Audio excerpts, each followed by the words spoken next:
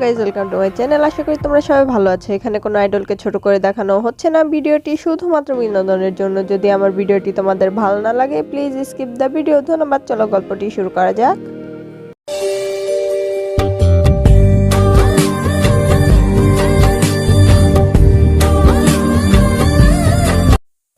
জিমিনদের graduation পার্টিতে সে পৌঁছায়। সবার নজর তের দিকে। সেই দিকে পাতা না দিয়ে এগিয়ে যেতে না যেতেই সব টিচাররা এসে তেকে ঘিরে ধরে। তাদের সাথে কুশল বিনিময় করতেই ব্যস্ত হয়ে পড়ে। এভাবে অনেকটা সময় পার হয়ে যায়। টিচারদের কাছ থেকে নিজেকে ছাড়িয়ে যেই না জিমিনের খোঁজ করে, কোথাও জিমিনকে খুঁজে পায় না। পুরো হলে জিমিনকে খোঁজে, কিন্তু জিমিন নেই। জিমিনের সাথে সাথে ওয়াইন আর লিসাও নেই। তা দেখে তের কেমন জানি ঘাবড়াট হতে শুরু করে। তাতে এবার অস্থির হয়ে যায় আর নিজের ফোন বের করে জেহবকে ফোন করে। জেহব pick up the phone. Continuously জেহবকে ফোন করে যাচ্ছে, রিং হচ্ছে কিন্তু কেউ ফোন ধরছে না। বুঝতে পারছে জেহব বোধহয় গোডাউনের ভিতরে তার মিশনে আছে, কিন্তু এখন তো যেভাবে হোক জেহবের সাথে ওর যোগাযোগ করতে হবে। ফর গডস সেক জেহব pick up the phone, damn it. অন্যদিকে জেহব সবেমাত্র তার সম্পূর্ণ কাজ কমপ্লিট করে সে গাড়িতে বসে। গাড়িতে বসতে না বসতেই জেহবের নজর পড়ে তার ফোনের দিকে, যেখানে বারবার তাকে ফোন করে যাচ্ছে। তা দেখে ব্রো কুচকে যায়। জেহব যে না ফোন ধরতে যাবে তখনই সে লুকিং গ্লাসে দেখে যে পিছনের সিটে কেউ একজন আছে। তা দেখে জেহব তার গানটা বের করে যেই না সে ব্যক্তিটির দিকে পয়েন্ট করে, তখনই সে ব্যক্তিটি বলে, জেহব it's me, what the hell are you doing? Wayne, তুমি এখানে কি করছো? পার্টি থেকে এভাবে হন্তদন্ত হয়ে বেরিয়ে এসেছো, তাই আমি তোমার পিছু পিছু এসেছি কি হয়েছে সেটা জানার জন্য। কিন্তু তুমি হুট করে গাড়িতে উঠে গেলে আর আমিও তোমার পিছন সিটে গিয়ে বসে পড়েছি। তুমি ফোনে কথা বলছিলে, এই জন্য হয়তো আমাকে খেয়াল করনি। তখনই তো গাড়ি এনে এখানে রাখলে আর তুমি ভিতরে চলে গেলে, তো আমি ভাবলাম যে কোনো না কোনো সমস্যা হয়েছে, এই জন্য আমি গাড়ি থেকে বেরোয়নি, আমি গাড়িতেই বসেছিলাম। Wine, are you kidding with me? তুমি জানো এখানে কি হচ্ছে? এখানে কতটা বিপদ, তুমি কতটা বিপদের মধ্যে আছো, তোমার কি কোনো ধারণা আছে? আমি একটা মিশনে এসেছি, তাই আমাকে মিশন দিয়েছে, তাই আমি এখানে এসেছি। আর তুমি এখানে, তুমি কি পাগল? আমি বুঝতে পারি না তো। সরি, আমি আসলে বুঝতে পারিনি। আসলে তোমার কি হয়েছে সেটা জানার জন্য আমি তোমার পিছু পিছু এসেছি। আমি জানতাম না যে তিয়াপু তোমাকে কোনো মিশনে পাঠিয়েছে। যদি জানতাম যে তুমি তিয়াপুর কোনো কাজে আসছো তাহলে আমি অবশ্যই তোমার পিছু নিতাম না। আমার ভুল হয়ে গেছে, আই এম সরি। এখন এসব বলে কোনো লাভ নেই। তোমার যে কোনো বিপদ হয়নি, তুমি যে সেফ আছো এটাই অনেক।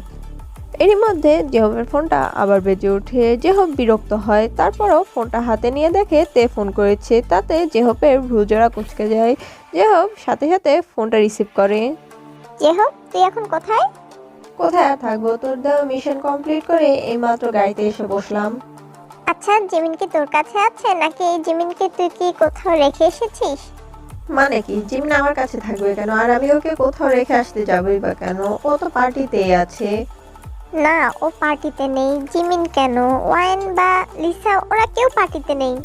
ওয়ান তো আমার সাথে, ও ভুলবশত আমার সাথে চলে এসেছে, কিন্তু জিমিন আর লিসাকে তো আমি পার্টিতেই রেখে এসেছি। তুই এক কাজ কর, উদয়নকে ফোন করে দেখ।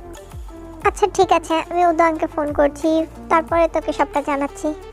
তারপর ফোনটা কেটে দিয়ে উদয়নের নাম্বারে ফোন দেয়। দুবার রিং হতেই ফোন রিসিভ হয়।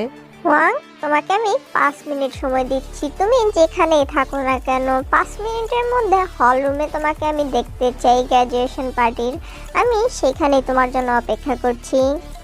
এক নিঃশ্বাসে কথাগুলো বলে ফোনটা কেটে দেয়। উদয়নকে কোনো কথা বলার সুযোগই দেয় না। কিছুক্ষণ পর উদয়ন সেখানে উপস্থিত হয়। সামনে এসে উদয়ন চুপ করে দাঁড়িয়ে আছে। উদয়নের চোখে মুখে নার্ভাসনেস স্পষ্ট দেখা যাচ্ছে। তাতে মুখটা আনচান করে ওঠে। উদয়নকে প্রশ্ন করে, ওয়াং, জিমিন কোথায়? আসলে বস, আসলে নকলে বাদ দিয়ে জিমিন কোথায় সেটা বলো। অ্যাকচুয়ালি বস, জিমিন ম্যামকে খুঁজে পাওয়া যাচ্ছে না। হোয়াট? আর তুমি এটা এখন বলছো আমাকে? সরি বস, আসলে একটু আগেই জিমিন ম্যাম এখানে ছিল আর আমাকে বলেছিল ওনার নাকি পেস্ট্রি খেতে মন চাইছে, তাই আমাকে ওদিকটাতে পাঠিয়েছিল পেস্ট্রি আনার জন্য। যখন আমি ওইদিকে যাই তখন উনি এখানেই ছিল লিসা ম্যামের সাথে। কিছুক্ষণ পরে আমি যখন ফেরত আসি ওনাকে আর এখানে পাই না। তারপর থেকে আমি ওনাকে খুঁজে যাচ্ছি, কিন্তু ওনাকে আমি হলরুমে কোথাও পাইনি, এবং কি আমি পুরো হোটেলটাই চেক করে ফেলেছি, কিন্তু উনি এখানে কোথাও নেই। এই হোটেলের সিসিটিভি ক্যামেরা চেক করেছো তুমি? না, না বস। উদাং ভয়ে থরথর করে কাঁপছে। তে উদাংকে আঙুল তুলিয়ে শাসিয়ে সেখান থেকে সার্ভিলেন্স রুমের দিকে এগিয়ে যায়। প্রথমে তারা ফুটেজ দেখাতে অস্বীকার করে, পরবর্তীতে তের পরিচয় জানার পরে তারা আর কোনো বাধা ক্রিয়েট করে না, তেকে সিসিটিভি ফুটেজ চেক করতে দেয়। তে ভালো করে সিসিটিভি ফুটেজ চেক করে দেখে লিসা আর জিমিন সেখানেই দাঁড়িয়ে ছিল, কিন্তু কিছুক্ষণ পর লিসা জিমিনের হাত ধরে টানতে টানতে বাইরের দিকে নিয়ে গেছে। কি দেখে নিয়ে গেছে সেটা ক্যামেরাতে স্পষ্ট বোঝা যাচ্ছে না, তাই তে আর কোনো কিছু না করেই উদাংকে নিয়ে সার্ভিলেন্স রুম থেকে বেরিয়ে আসে। বস, এখন আমরা কি করব? জিমিন ম্যামকে কোথায় খুঁজবো? জিমিনকে তো আমি খুঁজে বের করব, কিন্তু আমি যদি ভুল না করি কিছু একটা ঘটেছে যেটা আমি আন্দাজ করতে পারছি না। তবে এটা ভালোই বুঝতে পারছি যে এতদিন ধরে আমি যেই বিপদের আশঙ্কা করছিলাম সেই বিপদটাই এখন ঘটবে, আর যেই ঝড়ের আশায় আমি বসেছিলাম সেই ঝড় এখনই উঠবে। মানেটা পরে বলছি ওয়াং, তুমি গিয়ে এখনই গাড়ি বের করো, আমরা এখনই বেরোবো। জিমিন বিপদে আছে, জিমিন না লিসাও বিপদে আছে, আমাদের এখনই যেতে হবে। তের বলার সাথে সাথে উদাং হোটেল থেকে বেরিয়ে পার্কিং লটে চলে যায় গাড়ি আনতে। অন্যদিকে তে নিজের ফোনে কিছু একটা করতে শুরু করে। কিছুক্ষণ পর তে আবারও আরেকটা নাম্বারে ডায়াল করে। 2-3 বার রিং হওয়ার পর ওপাশ থেকে কেউ ফোন রিসিভ করে। হ্যালো, কোথায় তুমি? এই তো পার্টির দিকে এগোচ্ছি। কেন, আমাকে বুঝি মিস করছো? জাঙ্গু, আমি তোমার সাথে মজা করার মুডে নেই, আমাদের এক্ষুনি যেতে হবে। তোমাকে একটা লোকেশন পাঠাচ্ছি, ওই লোকেশনে চলে এসো।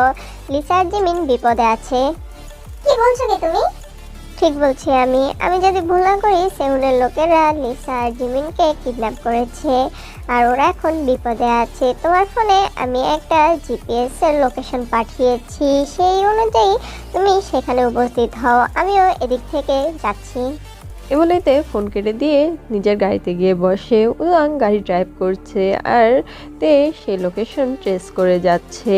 কিছুক্ষণ পর তারা দেখে যে লোকেশনটা হাইওয়ে দিয়ে তাদের কলেজের দিকে এগোচ্ছে।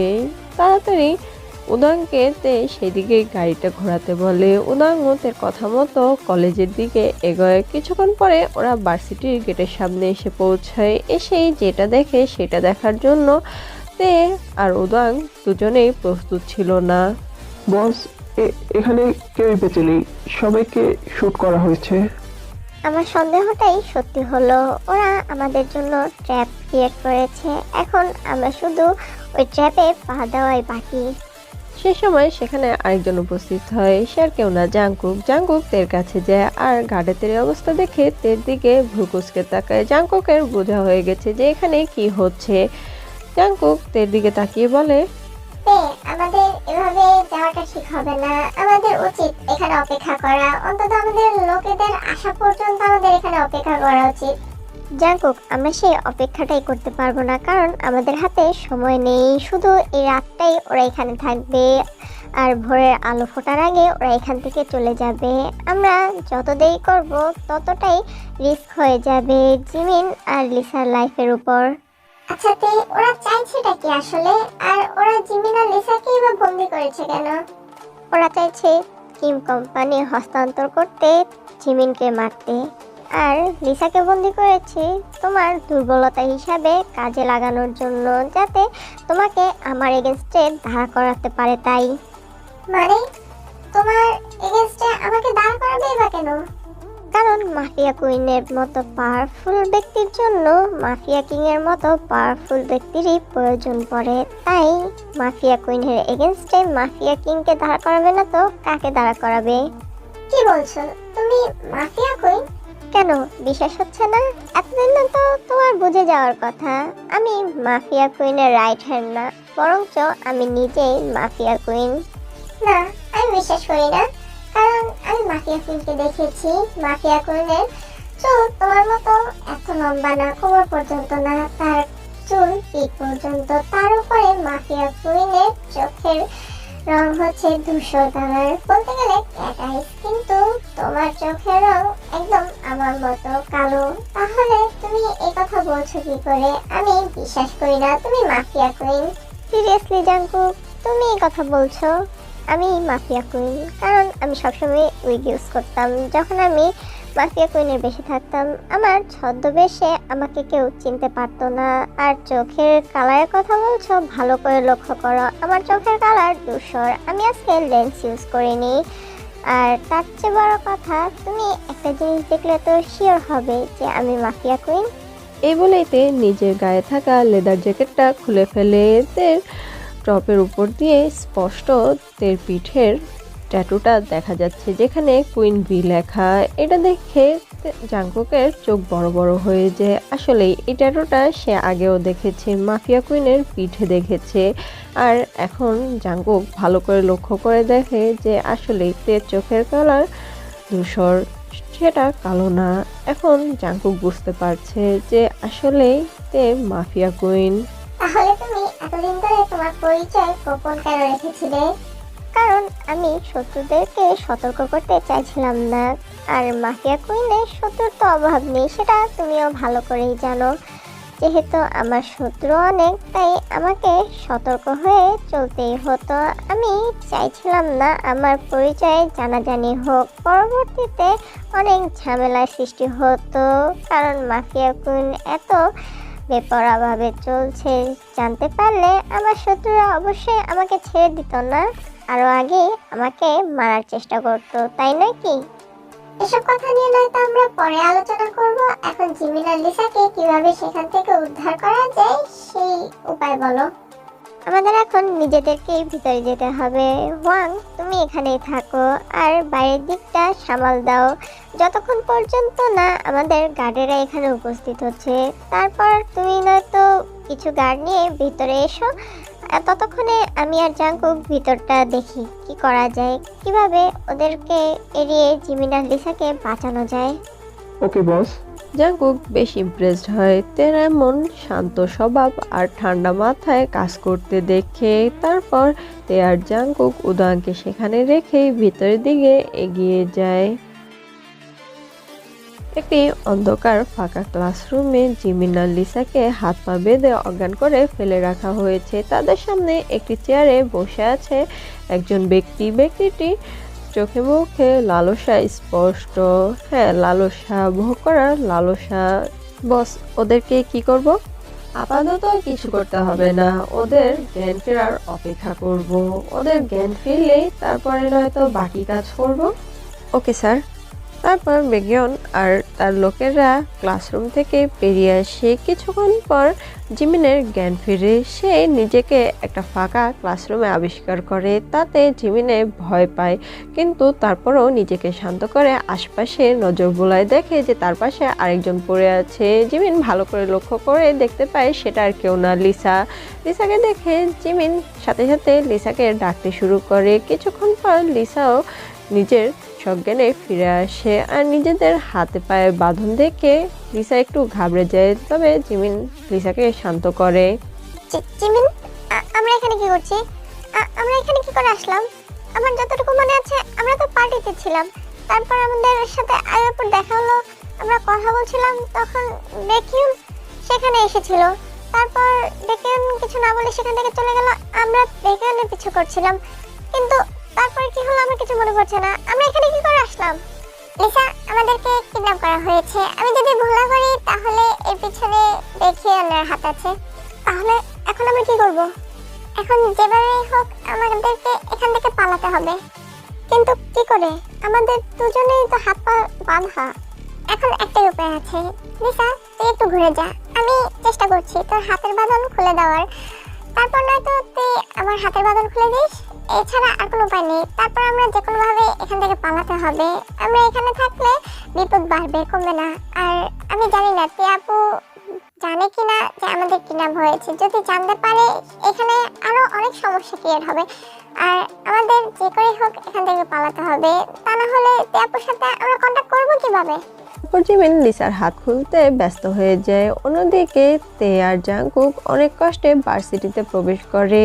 তে যতগুলো গার্ড ছিল ভার্সিটিতে সবাইকে মেরে ফেলা হয়েছে এবং তাদের বদলে অন্য গার্ডেদের ওখানে উপস্থিত করা হয়েছে। অন্য গার্ডেদের দেখে তে বুঝতে পেরেছে যে এই কলেজটা সম্পূর্ণটাই বোধহয় সেউনের লোকের আন্ডারে চলে গেছে। তাই তে আর জাংকুককে সতর্কতার সাথে কলেজের ভিতরে প্রবেশ করতে হবে। ভার্সিটির সব গোপন রাস্তাই তে আর জাংকুকের চেনা, তো তাদের ভার্সিটিতে প্রবেশ করতে বেশ একটা কষ্ট হয়নি। গার্ডেদের চোখে ফাঁকি দিয়ে ওরা ভেতরে প্রবেশ করে, কিন্তু ওরা লিসা আর জিমিনকে খুঁজে পায় না। ওরা ভার্সিটির প্রত্যেকটা ক্লাসরুমে খোঁজা শুরু করে, কিন্তু কোথাও খুঁজে না পেয়ে অবশেষে তার ফোন বের করে কিছু একটা চেক করতে শুরু করে।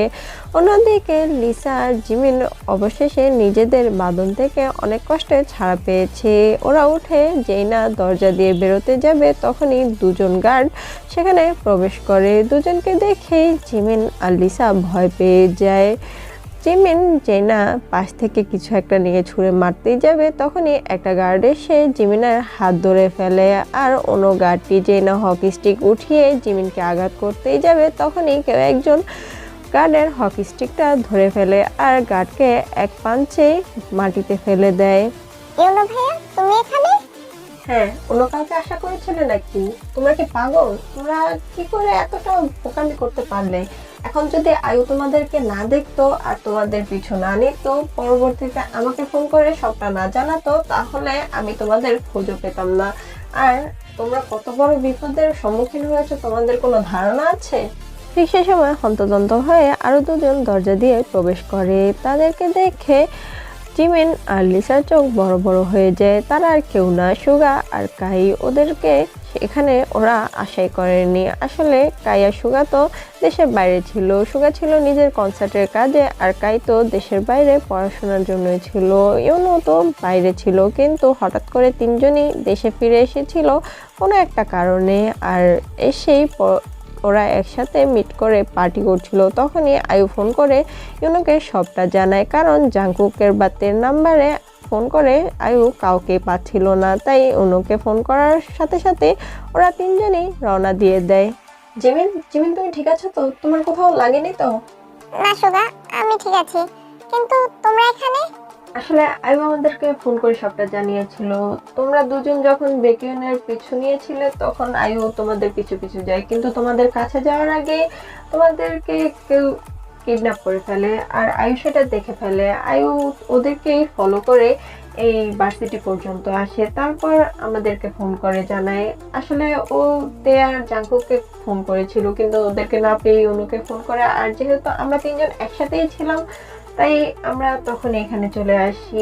আর আসার পরে যা পরিস্থিতি দেখি তা দেখে আমাদের বলার মতো ভাষা আমরা হারিয়ে ফেলি, কারণ এই পুরো ভার্সিটিটাই অন্য কারো লোক দিয়ে ঘেরা করা আছে। কারণ সে লোকেদেরকে সব কয়টাকে মেরে ফেলা হয়েছে, আর আমরা অনেক কষ্টে এ পর্যন্ত এসেছি। এখানে অনেক বিপদ আছে, আমাদের এখানে থাকা উচিত না, আমাদের এক্ষুনি এখান থেকে বেরিয়ে যাওয়া উচিত। সুগা ভাইয়া, তাই চলো। হ্যাঁ, লিসা একদম ঠিক বলেছে, আমাদের এখন এখানে থাকা একদম উচিত না, আমাদের তাড়াতাড়ি এখান থেকে বেরিয়ে যাওয়া উচিত। কিন্তু সেটা সম্ভব না। সম্ভব না মানে? অ্যাকচুয়ালি আমরা ভার্সিটির পিছনের গেট দিয়ে অনেক কষ্টে ভিতরে প্রবেশ করেছি, আর তার চেয়েও বড় কথা, আমরা ভিতরে প্রবেশ করার কিছুক্ষণ পরে আমাদের কানে কথা আসে যে পিছনের গেটের সিকিউরিটি বাড়িয়ে দেওয়া হবে। তার কারণ ওরা কারোর জন্য অপেক্ষা করছে, কাউকে আক্রমণ করবে সে প্ল্যানিং করছে। তো আমি শিওর না, তবে ভুল না করলে ওরা বোধহয় তের অপেক্ষা করছে। তের জন্য এত সিকিউরিটি আশা আমি করি না, তবে আমার মনে হচ্ছে ওরা মাফিয়া কুইন বিয়ের অপেক্ষায় আছে। যেহেতু জিমিন এখানে, তার মানে জিমিনকে খুঁজতে খুঁজতে মাফিয়া কুইন বি নিশ্চয়ই এখানে আসবে, আর ওরা তারই প্রস্তুতি নিচ্ছে। তাহলে এখন আমরা কি করব? আমরা কি এখানে বন্দি হয়ে থাকবো নাকি? এখানে থাকাটাও আমাদের জন্য সেফ না, তাই আমাদের এখন আলাদা আলাদা হয়ে ভাগ হয়ে যেতে হবে আর নিজেদের বের হওয়ার রাস্তা খুঁজতে হবে। সুগার কথায় সবাই সম্মতি জানায় আর 3 ভাগে ভাগ হয়ে যে যার মতো ছড়িয়ে ছিটিয়ে পড়ে। ইউনো আয়ও যায় একদিকে, গাইয়া লিসা যায় একদিকে, সুগার জিমিন যায় অন্যদিকে। আজকের গল্পটা এ পর্যন্ত। আশা করি তোমাদের ভালো লেগেছে। যদি ভালো লেগে থাকে আমার ভিডিওতে লাইক কমেন্ট শেয়ার করতে ভুল না। আর পরবর্তী আপডেট পেতে আমার চ্যানেলটিকে সাবস্ক্রাইব করে রাখুন। ধন্যবাদ। আইনি।